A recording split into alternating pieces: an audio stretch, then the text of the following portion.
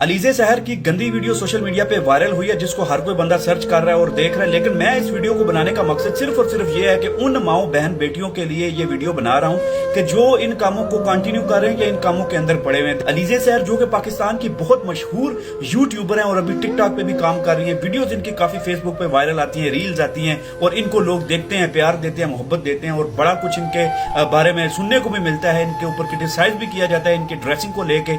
लेकिन इनकी जो वीडियो कॉल लीक हुई है जिसके अंदर ये कुछ इस तरह की नाजेबा हरकत कर रही हैं और ये वीडियो शायद उसी बंदे के साथ होगी जिनको इनको उन पे ट्रस्ट होगा, उन पे एतबार होगा, उनको एतमाद होगा। लेकिन उस एतमाद, उन ट्रस्ट को कैसे तोड़ा गया है, कैसे ब्रेक किया गया है। सबसे पहले तो इनकी गलती कि इन्होंने वीडियो कॉल के ऊपर वो हरकत की जो कि एक नाजेबा हरकत है। अपना आप दिखाना, अपना जिस्म दिखाना, ये सबसे घटिया तरीन लेवल है किसी भी चीज का। आप लोग अगर किसी के साथ रिश्ता रखते हैं या किसी के साथ आप बात करते हैं, हम ये तो नहीं कह सकते कि बिल्कुल ही बाइक कट ऑफ कर दो, क्योंकि आप आजकल तो हर बंदे के पास मोबाइल है और हर बंदे के अंदर वो चीज है कि भाई हमें आप मना क्यों करोगे। तो अगर मना नहीं करने के बंदे के पुत्र बन के उनसे बात करो, उनसे रिश्ता रखो। ये जो वीडियो अभी लीक हुई है तो इसके बाद क्या उनके ऊपर कंट्रोवर्सी नहीं आएगी, उनके किरदार के ऊपर बातें नहीं आएंगी?